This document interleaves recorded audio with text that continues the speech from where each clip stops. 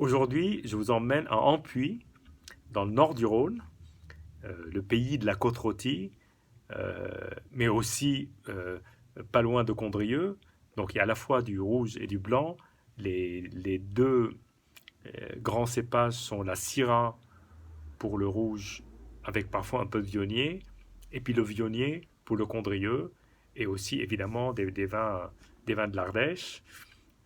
Superbe coin dans une des plus belles maisons, la maison Rosta, qui est tout à côté du château d'Ampuis, donc qui est idéalement situé et qui a des parcelles magnifiques sur la côte rôtie et sur Condrieu, mais aussi des vignes dans le Languedoc qui gagnent d'ailleurs à être dégustées parce qu'ils sont également superbes, avec des syrahs qui n'ont rien à envier parfois à certaines syrahs du nord du Rhône.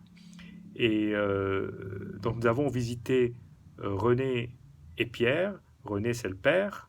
Pierre est le fils qui a repris le flambeau il y a déjà quelques années. René, qui est toujours au domaine, qui accueille les visiteurs, qui est évidemment plus détendu parce qu'il n'a pas le, le travail de la vigne autant que son fils et toute la gestion du domaine qui est maintenant dans les mains de son fils. Donc c'est par pur plaisir. Il reçoit des clients comme nous. Nous avons passé un temps formidable avec à la fois René et Pierre. René qui nous a emmenés dans la cave pour déguster les vins. Et sur les grandes côtes rôties du domaine, nous avons dégusté le 2017 qui était déjà tout vendu. Donc c'était le dernier millésime ce jour-là qui était en bouteille. Et donc c'est cette bouteille-là, entre autres, que nous avons dégusté, donc une Landon, voilà, de 2017. Un souvenir absolument incroyable, d'ailleurs, comme tous les vins que j'ai dégustés, mais en particulier cette Landon, je m'en souviens encore. Et sur l'étiquette, il est indiqué ce vin du Viennois à odeur de violette. Voilà. Citation de Pline le Jeune. Et effectivement, la violette est assez frappante. On va déjà commencer par la robe. C'est une très très belle robe, très cassis, presque noire, avec de très beaux reflets, très, très légèrement rose. C'est vraiment une superbe robe, très brillante. Effectivement, la violette, mais aussi le poivre, les baies de cassis, un nez légèrement vanillé. Moi, je trouve toujours un peu de vanille. J'adore la vanille et je trouve toujours un peu de vanille au nez de certaines syrahs, dont celle-ci qui est assez frappante.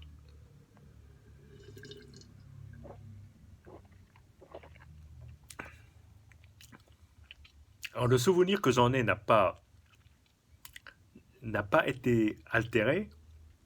Il y a d'abord cette plénitude en bouche. C'est un vin qui est plein, plein, et plein avec une matière soyeuse, une matière assez dense, des tanins extrêmement fins, vraiment qui tapissent le palais, et une très belle longueur en bouche. Et il y a toujours ce contact avec le vin qui est tellement soyeux que euh, c'en est presque addictif. On a envie d'en reprendre. Doucement, hein, parce qu'il faut pas, faut y aller très doucement, très modérément, mais c'est vrai que ce contact un peu charnel avec le vin est quelque chose de, je sais pas, pour moi c'est très personnel, mais j'ai un peu la sensation que c'est vraiment de la syrah à plein tube, voilà, et, et d'une rare finesse, vraiment, très très très beau vin. Donc là, je viens d'ouvrir la bouteille il y a une heure. Je vais la laisser reposer et puis je reviendrai plus tard, peut-être plus tard ce soir ou plus tard demain, pour voir comment le vin a évolué. En tout cas, c'est un début fantastique. Santé et puis à très très très très bientôt. Voilà. Retour à la London de Rostin 2017, 24 heures plus tard, histoire de d'abord de le déguster à nouveau parce que le souvenir qu'il m'en a laissé hier était fabuleux et pour voir s'il y a effectivement une évolution en 24 heures. Alors déjà, au nez, le nez est plus ouvert.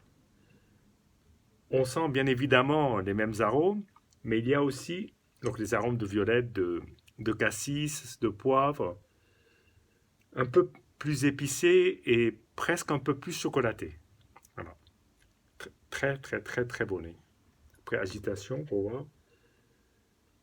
Vraiment très beau.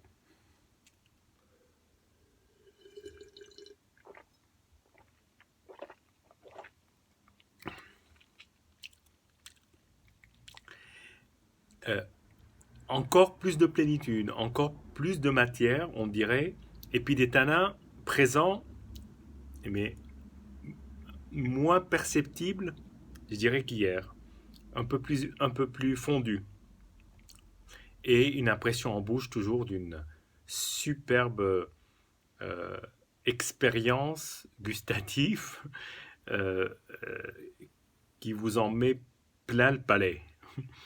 Je ne peux pas le dire autrement. C'est d'une gourmandise et en même temps c'est somptueux, c'est magistral. Une très très très belle expérience gustative qu'on a bien évidemment envie de renouveler à l'infini. Mais bon, la bouteille va se terminer à un moment et il en restera bien entendu le souvenir d'une très belle expérience de dégustation et de plaisir surtout. Et d'un souvenir d'un passage dans cette maison Rostin euh, qui, est, qui est un souvenir incroyable. Voilà. À bientôt, santé, et puis pour d'autres expériences et peut-être pour d'autres vins de cette belle maison. À bientôt.